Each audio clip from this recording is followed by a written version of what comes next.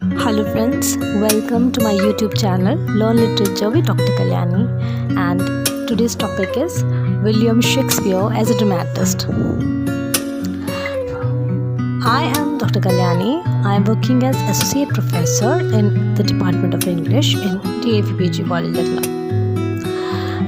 As far as the birth of William Shakespeare is concerned, if we look into the register of baptism, which shows that Shakespeare was baptized on April 26, 1564. This practice was to baptize the child within a few days of its birth. So 23rd April is conventionally fixed as Shakespeare's birthday. It is on record that Shakespeare at the age of 18 was married to Anne Hathaway, his senior by 8 years, by a special license on November 28, 1582. And he had 3 issues: Susanna, Hamlet and Judith. Shakespeare bought a partnership in Globe Theatre. Shakespeare's own theatre, the Globe, was a circular enclosure containing a ground floor and 2 upper galleries. There was a platform projecting from one side, and the audience sat or stood round the stage on 3 sides. The stage was not a thing apart from the audience, with a curtain to hide it. It is said that Shakespeare made his will in January 1616, and this will was not signed till March 25. And he died on 23rd April 1616 on the very day of his birth. The first work which Shakespeare undertook in his career as a dramatist was to rewrite and reform old plays and stories for his company to present on the stage. In those days, there were no rules regarding copyright. We can make a division of his plays into 4 steps, not hard and fast, for the progress from one period to the next is not abrupt. The very first period, or the very first step, extended to 1595, and it included the comedies like Love Labour's Lost and Comedy of Errors. The brilliance of his genius is not in them, but it is promised. The second period, or the second step, lasted from 1595 to 1601 and yielded the historical plays of the Henry V series and the greater comedies like As You Like It and Twelfth Night.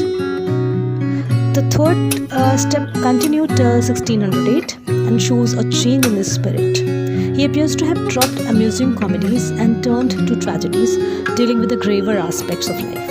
This period produced Hamlet, Othello, Macbeth and King Lear, all 4 great tragedies. Certain authorities, including Professor Dowden, have tried to explain this change as due to an actual change in Shakespeare's outlook on life, and believe that he must have been oppressed by gloom and sadness. The last period, or the last step, is known as Romantic stage of Shakespeare's art. It lasted till 1612 and includes Cymbeline, The Winter's Tale and The Tempest. The spirit of those 3 plays, which we call romantic dramas, is not tense and gloomy like the tragedies, and Shakespeare is not so concerned with the severe punishments of man as with forgiveness of enemies and the righting of wrongs. Eminent critic Dowden has given picturesque names to the 4 stages of his art.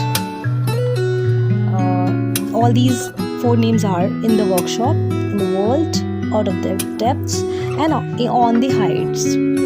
If we talk about the very first stage, which he calls In the Workshop, this period of the early comedies is that in which Shakespeare, like any other young workman, was learning his trade, learning to write perfect plays.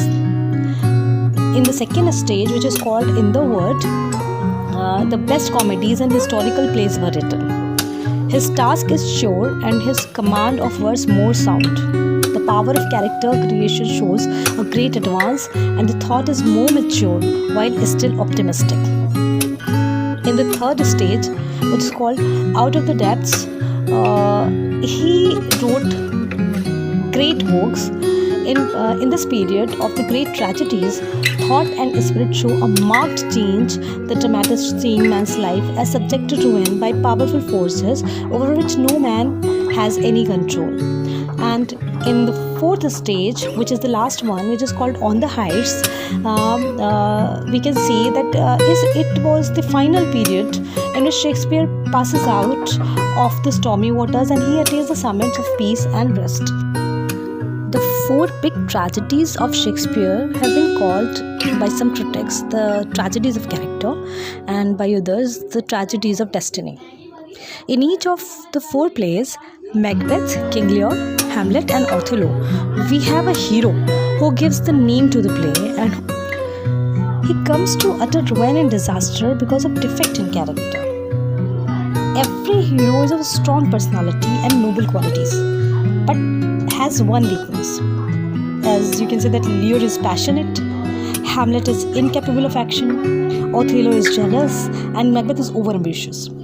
Each hero finds himself in circumstances which require the very quality in which he is lacking. Fate conspires so that every one of them is tempted on his weak side. In the tragedies of destiny, powerful forces bring ruin to man's life, and fate is beyond control. Shakespeare uses supernatural element in his plays. He uses witches, ghosts, bad omens and dreams as supernatural element in his dramas. Hamartia or tragic flaw is the weakness in the character of the hero. As Macbeth was overambitious, Othello was jealous, Lear was passionate, and Hamlet's procrastination was his tragic flaw. His tragic flaws are responsible for the downfall of the hero in Shakespeare's dramas. That's all. It was all about the Shakespeare as a dramatist, and we'll meet in our next video. Thank you so much. Bye bye.